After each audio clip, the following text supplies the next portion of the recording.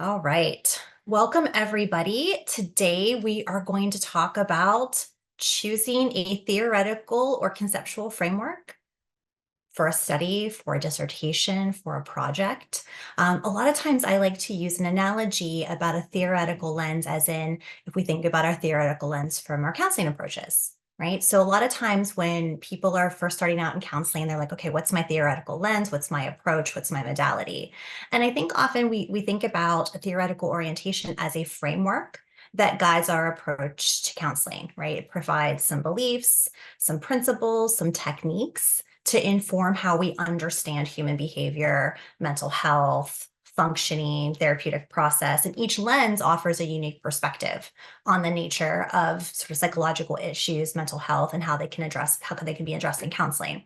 So when we think about a theoretical approach, and all of us have them, right? We think about certain interventions. So, for example, if I'm using distress tolerance skills, most of you are like, sounds like she probably might be interested in some DBT. And then I'm talking about wise mind and behavioral chaining. And you guys are like, oh, did she say the words diary card? Yeah, she's definitely doing some DBT, right? Where others are like cognitive restructuring and thought distortions and things of that nature. You're like, that seems like it's more CBT, right? And so all of us have our approaches, right? Some of us have an integrated approach. But what does is it really influences how we understand the client and how we make sense of the change process.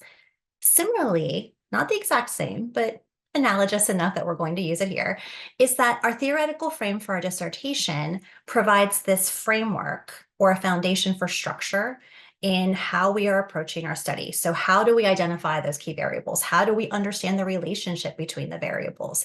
How do we include all of the established models and theories and concepts relevant to this particular topic?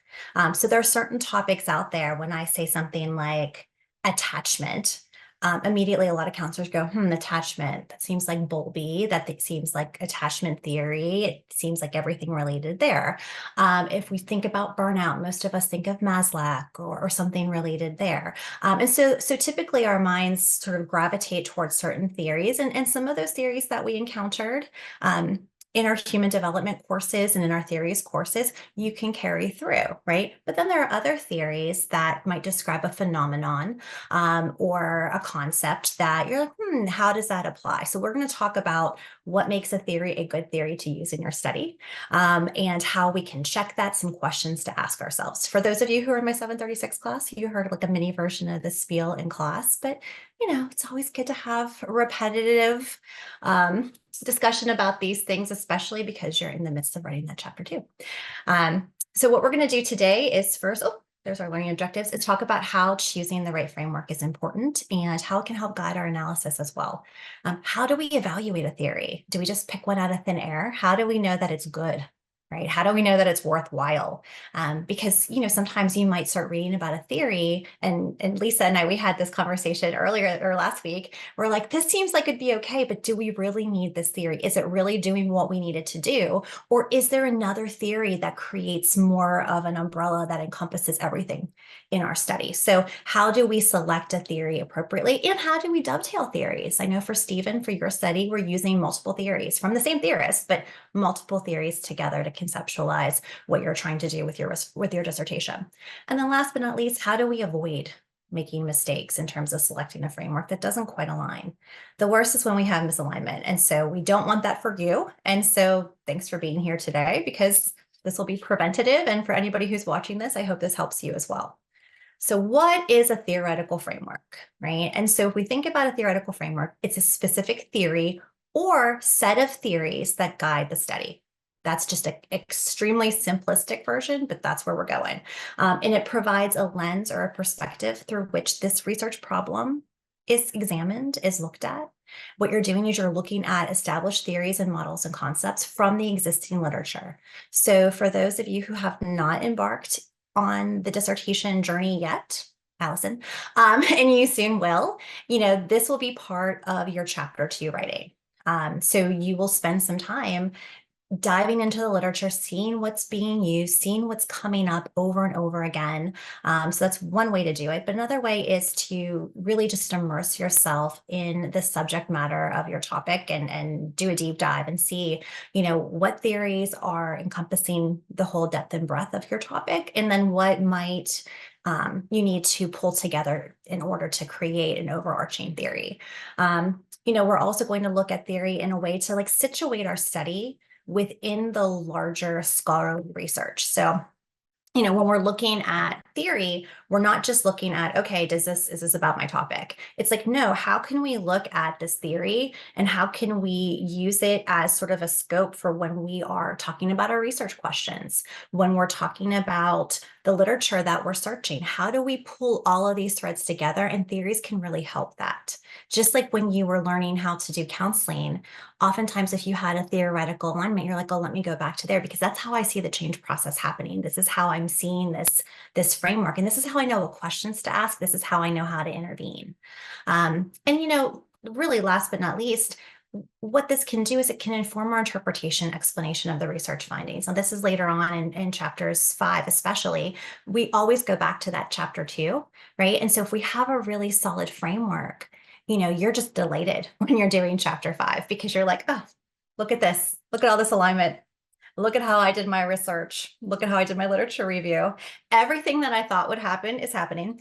And I found this other wonderful thing that I'm going to write an article about later, right? And part of that is the reason why we want to have really good alignment. And part of that, the first part of that comes from having a good theoretical framework. All right. So what does a theoretical framework do? Some people are like, well, what do I do with this? Now, I've had some students, not my current students, say things to me like, well, I'm doing a quantitative study. I don't need a theoretical framework. And Lisa and Destiny are like, no, that's not true. You're right. It is not true, right? Because the purpose of the theoretical framework is it gives us an opportunity to state our theoretical assumptions very clearly, right? So your committee, anybody who's reading your work knows what guided your data analysis and interpretation. This isn't something that you just pulled from thin air. This is grounded in the research, right, that has come before you. And you're just continuing that, right? You're just continuing all that amazing work that came before you, putting your brick on the wall, right? So for quantitative researchers, what does a theoretical framework do? Well, first of all, it increases the internal validity of your data, which is fabulous, right? We really want that. We want to make sure that, to the extent in which the observed effects of the relationship in a study can be attributed solely to those independent variables and not from something else, right? Good internal validity allows for those causal inferences to be made, okay? External validity, right, is that to agree to the findings and the results can be generalized or applied to other populations, right? It refers to the generalizability of the research. Super important because if you're going to go in chapter 5 and say, let me tell you about all these counseling implications, and counselor ed implications, Lisa, based on what I found, right? We need to be able to do that, right? How are we doing that? It increases our objectivity. So in quant, we want to make sure that we are objective, right? We're not like qualitative researchers, to Shayla, where we are embedded and invested and we are a part of the research, right? We're co-constituting a lot of the interview, right? And then reliability. We want to make sure that the consistency, stability, all of those things produce similar results, right? So it is really important for quantitative researchers as well as qualitative researchers. For people who are interested in doing qualitative studies, your theoretical framework really just increases the credibility. So some of you know the Lincoln and Guba paper from very long ago.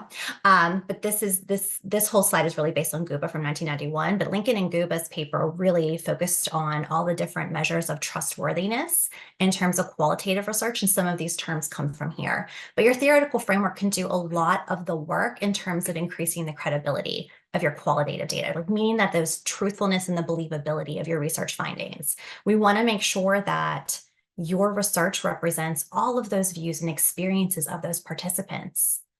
right? So we want to make sure, for example, for Stephen, when we're looking at individuals who've experienced the phenomenon of suicidality, we want to make sure that we're doing the credibility piece where we look at the theories. We're using Joyner, which is well validated in terms of his empirical work, but now we're taking the theory and we're looking at it through a qualitative lens. We're making sure that prolonged engagement, the triangulation, the member checking, the debriefing, and you're also validating your qualitative measures, which is another piece of it too. So you're making sure that credibility is all tied up, right? And that theory is providing you that lens to be able to do so.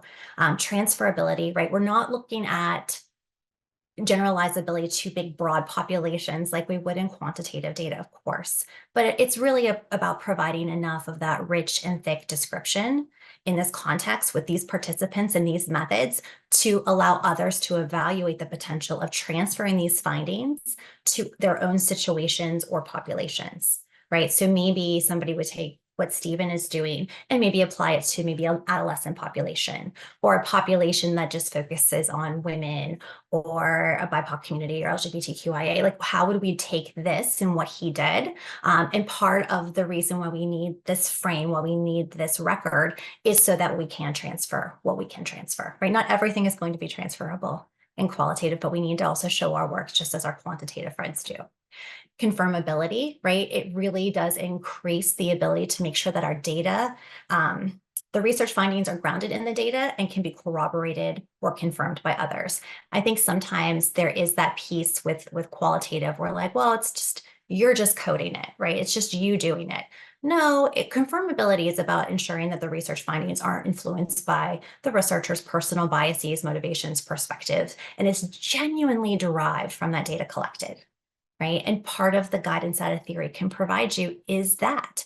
And then last but certainly not least is just making sure that the consistency and reliability over the research findings over time and across different researchers and analytic techniques.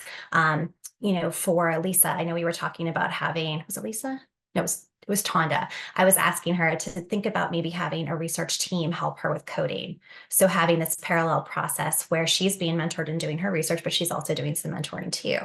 Right. So making sure that across population, whoever's coding that, making sure that it's consistent. And part of that is to teach her research team about her theoretical framework and what she's really after so that they understand it too, so that we have this dependability when we're coding. So there's all these pieces. And I know it sounds like a lot at first, but a good choice in your theoretical framework can help you with this. It can help you with this heavy lift, and you're going to need this, right? You have to be able to say how this is going to work in your chapter 3 of your dissertation. But any study, you're going to want to know, like, what is that theoretical framework? How did you ensure all these things? And it's just really, really important. Okay, I can't stress it enough. All right, here's the biggest question: how do I know if my theoretical framework is good? Any ideas? You can put it in the chat or you can come off mute. How do you know it's good? Is it good because lots of people cite it? Is it good because it's popular? I think part of what you do is to have to say, what kind of a lens am I looking through? What do I believe? So similar to a counselor that says, well, this is how I think of mental health. Maybe there's a theoretical orientation that matches that. So what question am I asking, and what philosophy undergirds how I'm looking at the phenomenon that I'm writing about? Good, good.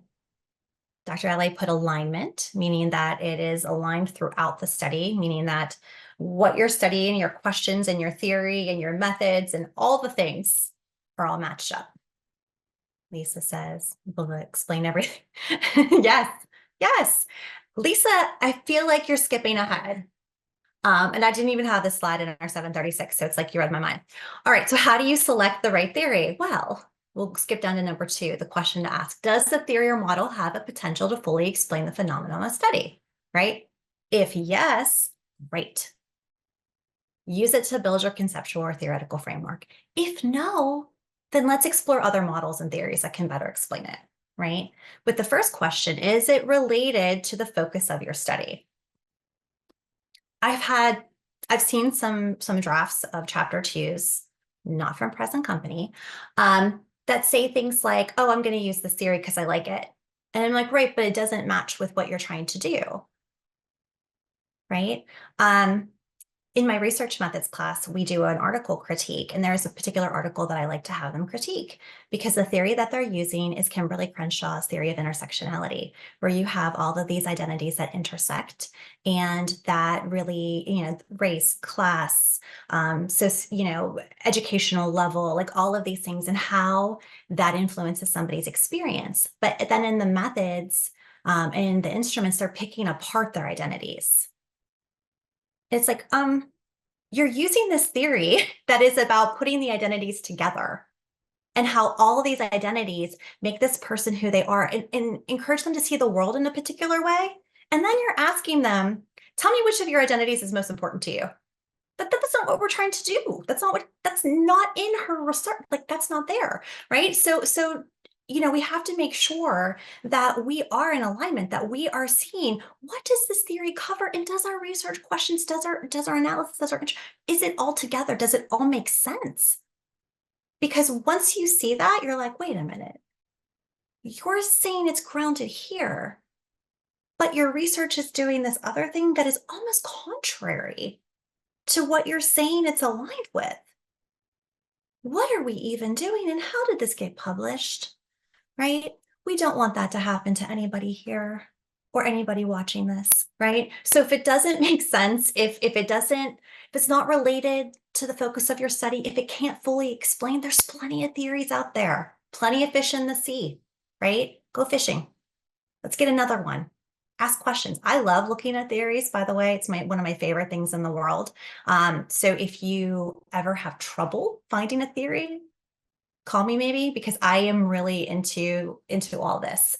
I was almost disappointed this year because my 736 folks, they came in like fully formed humans and they're like, I have all these theories and they're wonderful and they're in line with my study. And I'm like, you're making this too easy. I wanted to like dive into it. They're like, we're good. But Allison, let me know. But I think you're already working on something anyway, so we're good. Here's some other questions to consider, right? Is it seen from emerging from the literature, right? Other questions like, does that theoretical framework target how I'll answer my research questions or test my hypothesis, right? Have I explained or justified why this is appropriate, right? You can take or develop a theoretical framework from an existing theoretical model, saying that you have a really good mastery of what the model says and what it can do to help you analyze your data, right? You can engage with that model, you can unpack it, you can demonstrate deep understanding of a model, you can say how you're going to use elements of the model. A really, really good approach, and I'll show you an example of this, is to try to link your explanation to your research questions and problems to be solved. So in other words, how does an application of what the different elements of this model theorize and help you make meaning of your research data? So the graphic that you see is from one of my student, Kyron Ray's dissertation, and she is looking at critical race theory, Delgado's theory in particular, and the ecological systems theory, the Bronfenbrenner theory. So the purpose of her study is looking at the experiences of Black men who have experienced the school to prison pipeline, right? Starting from when they were little. They do an ACEs survey as part of her research as well, and talking about the impact of childhood trauma. So what she's looking at is she's looking at sort of their experience retrospectively, after they've served at least 10 years in prison and now they are released. So she's looking at the systems, and she's looking at the individual, their microsystem, mesosystem, exosystem, and so forth. And then around that, she has the tenets of critical race theory and how each of those tenets are precisely tied to her study. Okay, so for hers, both critical race theory and ecological systems theory pair well in explaining the underpinnings of that school to prison pipeline, right? And that's what she's finding. And we found this in the literature too. And by understanding it this way, we can also understand how that pipeline can be dismantled, right? ecological systems theory can explain how kiddos with minority backgrounds interact with the world around them, while CRT further explains why interactions involving children from minority backgrounds might transpire and might have these interactions with the school system the way that they do, right? And so what she's arguing is using CRT can be woven through each of those sub-levels of the EST and highlighting how environments are formed the way that they are and why the environments interact with Black kids the way that they typically do, right? So that's how she created this visual example. Not every student has the graph.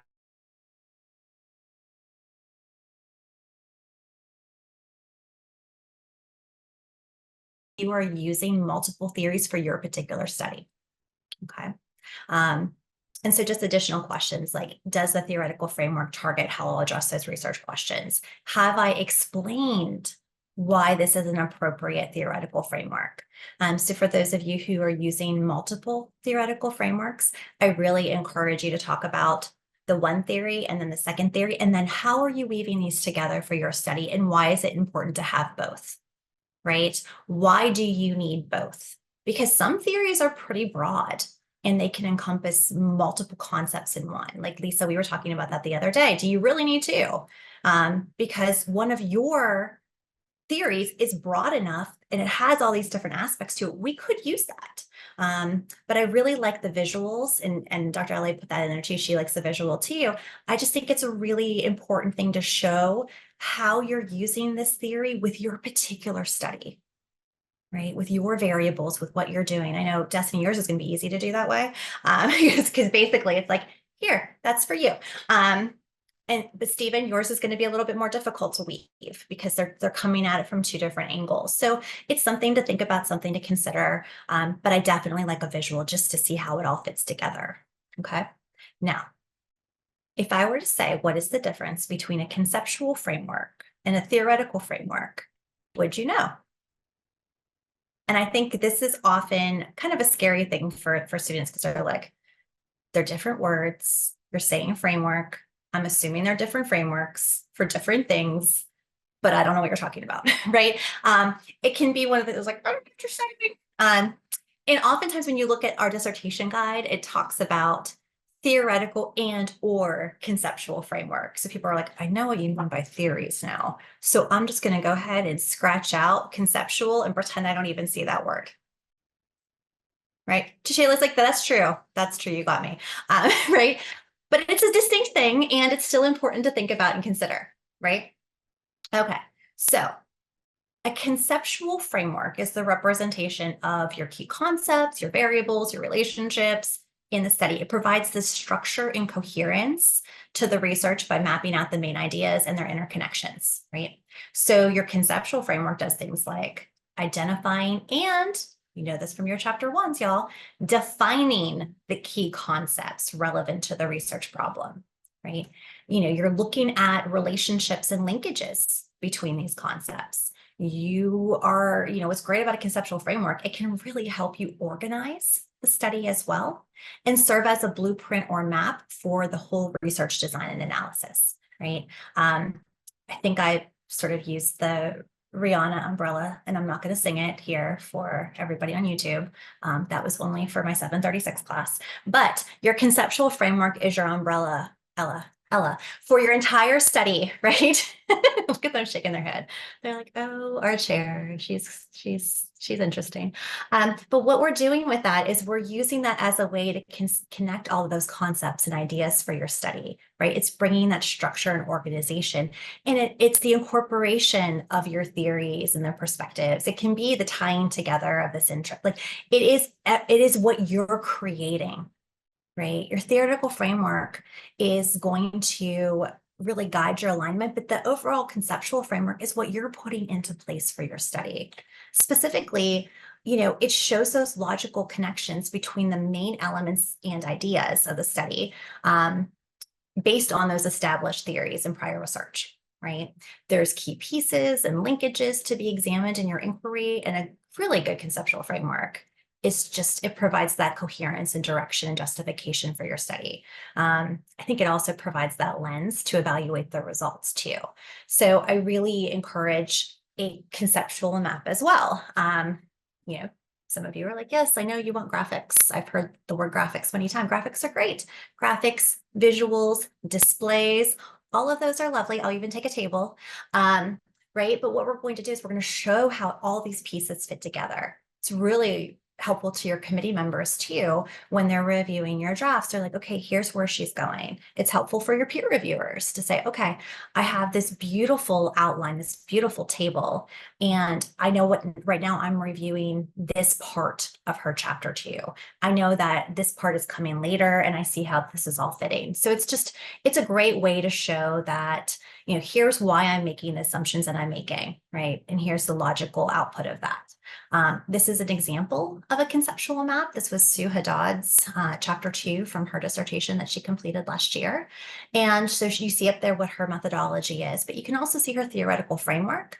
You can see the two angles or the two pieces of the literature that she was delving into, right? So she's looking at the lived experiences of college counselors and their experience of burnout during COVID-19. So she's looking at college counselors and the history of that role, because it used to be they're there for academic support, right? That role has very much morphed. It is crisis counseling. It is ongoing therapy. It is medication management in some cases. It is academic. It is, psycho ed. It is guest speaking. It's administration. It's training of supervisees and counselors in training who filter through a college counseling center. So when you have a role of college counselor, but the roles within that are so varied, it can feel overwhelming, especially when they went from being in person for most of them to online without missing a beat, while having their own parallel process of being concerned about the coronavirus and their own kids are home and they have all these other things happening at the same time. And then what happened for them. And then burnout, what's that like? What does that look like? What are the consequences of that? Some interventions. And then how do we tie those together with their lived experience? So this is really her conceptual map, pulling together all of these pieces. And it's just a really wonderful way to hold it together. Stephen, what was your question? Where are these I'm, headings? I'm sorry, I spelled that wrong. Were these headings as well? So, I mean, Yes, this looks like, sections. yeah, Yeah. Yep. that's She set them up as sections in her, like for the theoretical framework, college counselors and burnout, those were part of her chapter 2, big sections of her chapter 2, right? So she did sort of here's my theoretical framework with each of those. And then she showed how she put the two of them together to fully capture what she was studying. And then she did the whole part about college counselors and she talked about burnout. And then she put the two of those together based on the research that she found in the literature, right? And from that, and from the literature and then from some other methods is how she developed her research protocol and her research questions. And then she did a phenomenological qualitative inquiry. She did hermeneutic phenomenology, specifically with Max van Manen's protocol with his analysis steps. So with the whole live body, live space, live time, and what that looked like for college counselors. So this was her conceptual map, which was great because if having this even from the outset, her methodologist, her SME could look at this and go, okay, this is where she's going with this. This is how this is all connected. Because even if you have an SME who's just reading your chapter 2, they're going to be curious about what your data analysis is going to look like. What does your chapter 2 or what does your chapter 3 look like? How are you conducting this study? Similarly, your methodologist is going to look at your chapter 3, but they also want to know what literature have you explored? What else is out there, right? There is this curiosity just because we're all counselors and researchers and educators. Like, we just want to know, like, what are you doing? This is a wonderful way to show this is exactly what I'm doing, right? So I have some practice for you all, right? So I have little phrases or potential dissertation topics. Not that you have to have this as a dissertation topic, because most of you will not. But think about some theories just that might be really helpful in order to design a framework for these topics. So if I'm doing burnout and crisis counselors, look at my little softball for the first one, right? What theories might you consider using based on your own knowledge of the counseling literature and theories and things like that?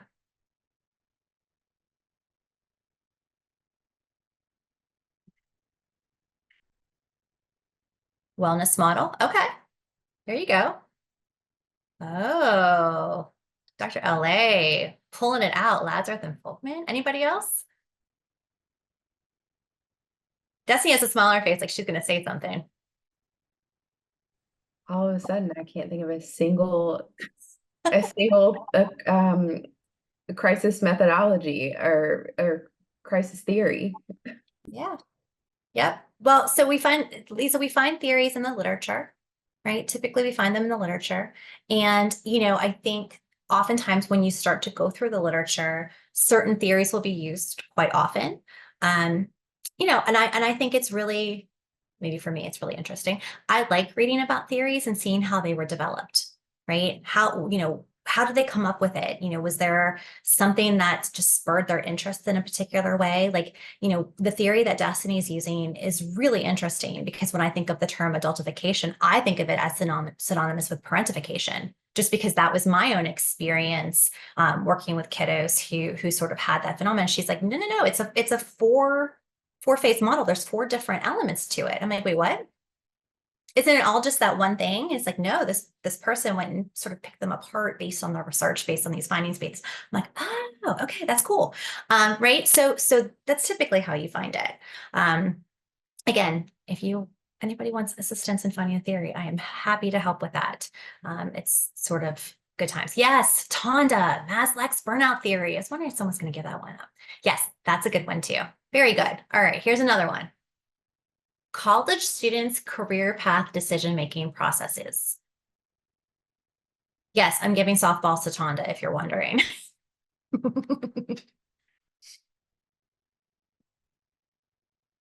So what might we use if we're examining college students' career path decision-making processes?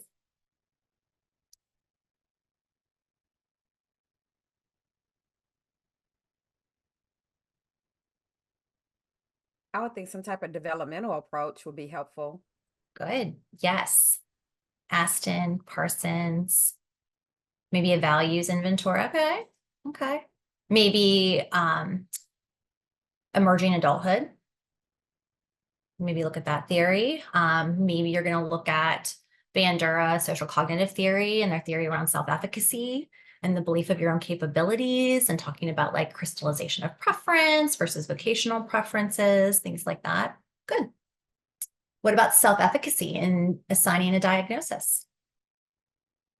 What might you use?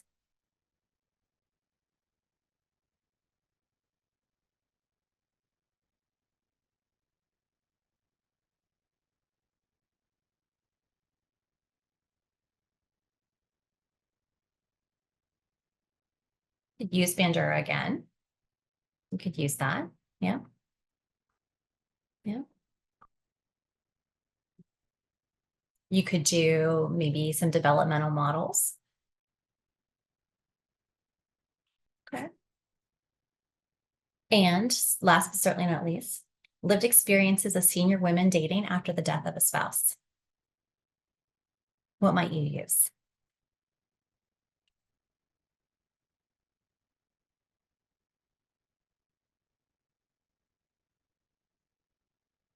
Erickson. Okay. Any other thoughts?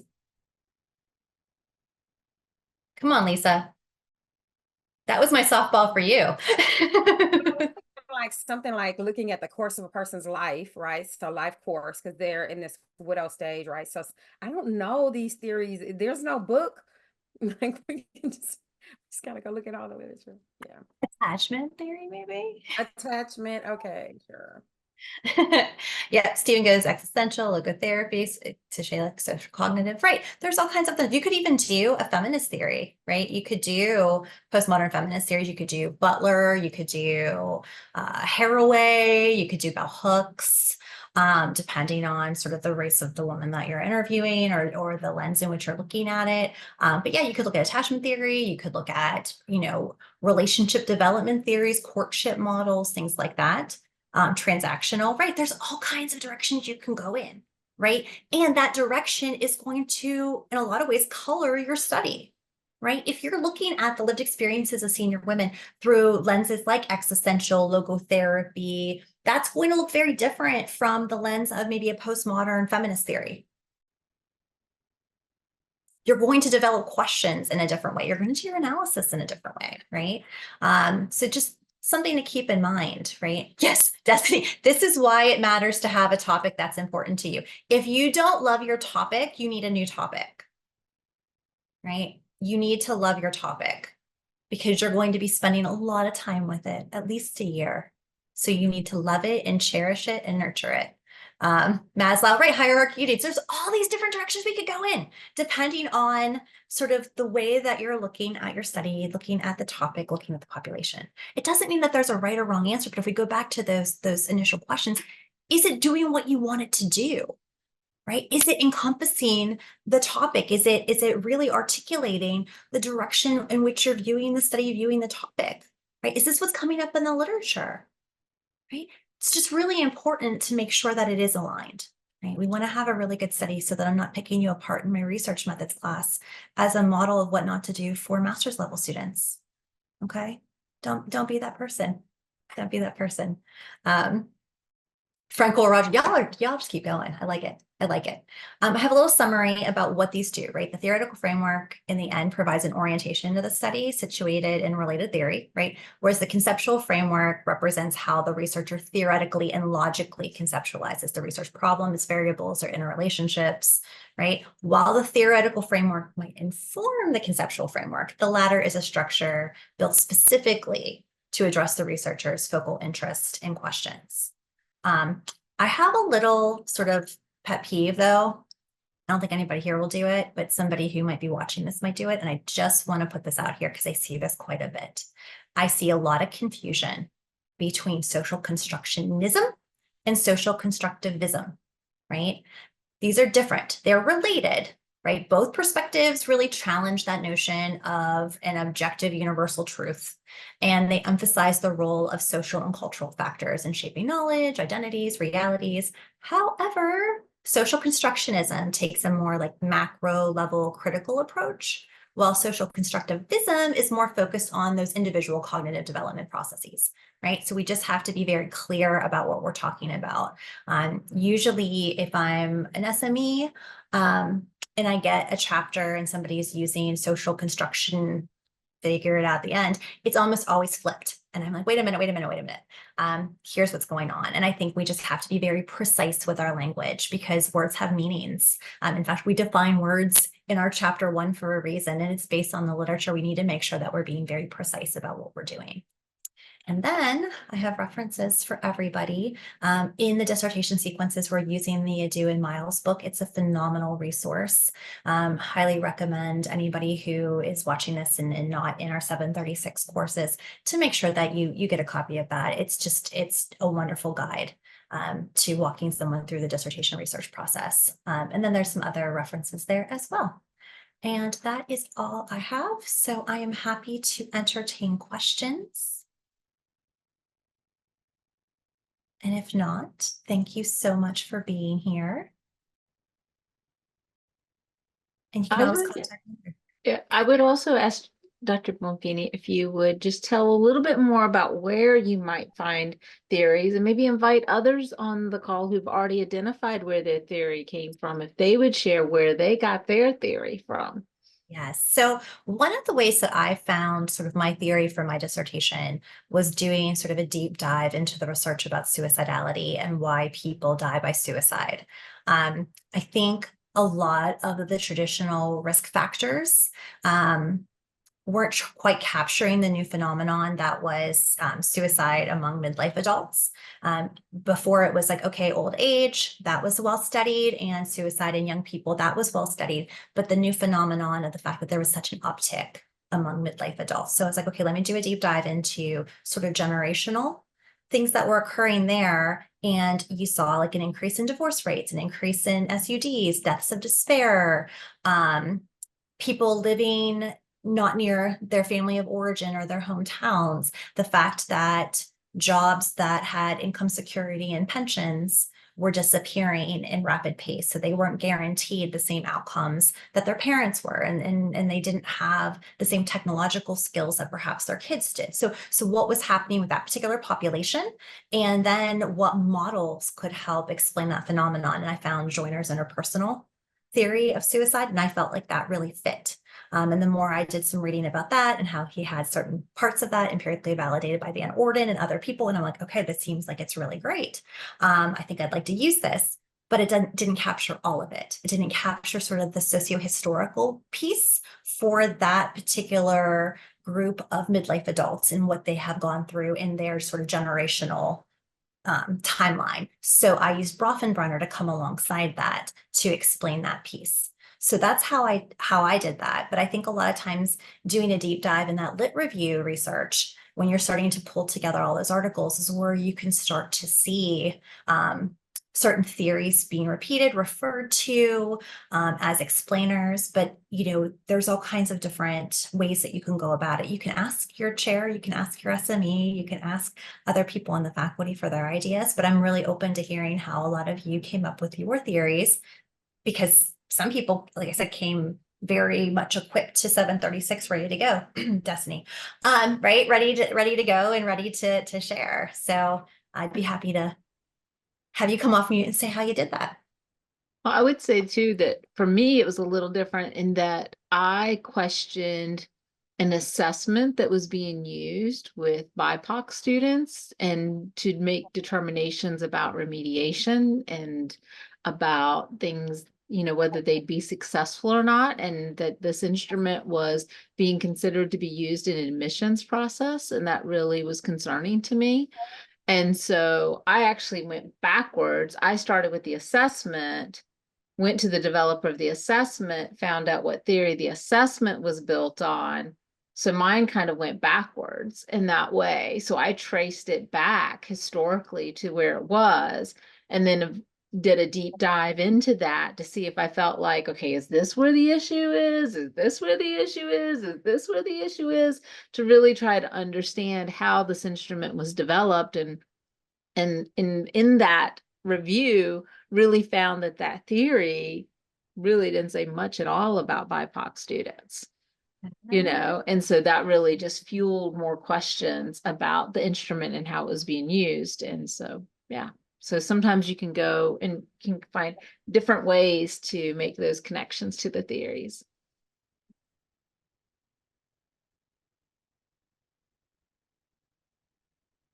Yeah, I feel like I kind of had a little bit of both of your methods. Like, I have read so much about adultification because it's a topic that I have experienced personally. And so once I knew that it existed in literature and research, I'm like, oh, absolutely, I'm jumping all over this because it's something that I'll never tire of. And so um I've read a lot about parentification and adultification, and when I came across Burton's theory, which is the theory that I'm basing my research on, my desire to design a scale, parentification, the scale that's currently used, is one component of Burton's theory. And Burton's theory, like Dr. Bonfini was saying, because she knows my research so well at this point with my chapter 2, it has 4 levels. And so I recognize that actually these 4 levels make more sense than all the other qualitative conceptualizations of adultification, because there actually could be some protective factors in level 1. So parentification isn't like, parentification is the worst part. It's the level 4, it's the highest level of adultification. But actually, if we can measure adultification overall, we might find that there are some protective factors. We just need to know what level of adultification is okay, what level is safe, and then what level starts to have those really negative adverse outcomes. And so just reading a lot of literature on a topic that I'm passionate about helped me come to how the theory I'd use. Thanks, Destiny. I think in mine, I mean, it's a huge coincidence. I'm really grateful to have Dr. Bonfini for my chair, but like Dr. Bonfini, I'm really fascinated with Joiner's interpersonal theory of suicide.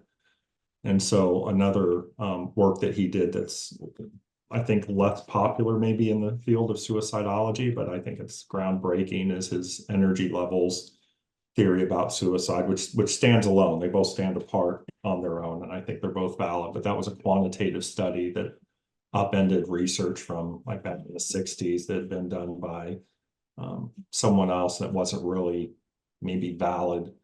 But it's still, the older theory is still kind of taught even today. So I have an idea that you could really synthesize those two theories. I think the interpersonal theory, there's three interlocking kind of circles, that this is when the crisis becomes kind of an imminent threat. And one of those circles is kind of the key. You have the other two as you're descending into depression. When you get the acquired capability, you lose the fear to commit suicide. That's when you cross the Rubicon, you're a threat for the rest of your life. I think you can take the first two circles, move them through his, it's like an inverted bell curve, as you're going down in depression. It's when you hit the bottom that cognition starts, which gives you the energy, as opposed to the older theory that it's when you're in the energy levels, that's when you're in danger. So I'm theorizing that those two circles descend. When you hit the bottom, that's when you pick up that third circle. So there's a need to prevent people from getting to that low point, or if they're at that low point, to race them out of that. Older theory would have said, don't race them out, they'll hit that energy level. And then actually, through talking to Dr. Bonfini, is what trips that bottom level, what makes that third circle appear. And so I'm wondering if through a phenomenological series of interviews that maybe I find out that the concept of hopelessness is what takes any person from having those two circles down to a level where now suicide kind of becomes more of an imminent threat. And so I think that's my challenge. I'm not an artist, and I've been told use Canva, but I'm even struggling with that. But I think I can synthesize both of those models, as if it was kind of moving. So I may have to do it in like 3 pictures, like here's where you start off with these 2 circles, and now you get here, you trip hopelessness. Here comes the third circle, and now by both theories accounts, you're in this real danger zone. Yeah, and we'll also have sort of results from your Delphi that'll influence that too, for people to give you feedback on that as well. And Delphi is, I think that was last week's scholarly engagement, which I'm still going to watch because I know I'm going to use it. But if anyone doesn't know what the Delphi is, I think that's where you go to people who are experts in the field and you say, what questions do you think should be asked? Because one of my concerns is, how do I ask about something without putting it in somebody's head and creating, so yeah, I'd like to know what questions to ask and how to ask them. And I don't think all of us have the ability to create visualization, Stephen. So I want to put a plug in for using AI to help with this as well. Maybe you can't create a visualization, but you can describe it. If you can describe it, you can ask AI to help you create the visualization. There's several AIs like Dolly and things like that will help you visualize what you're talking about. And this is why everyone should come to the scholarly engagement meetings. That's brilliant. Thank you for that.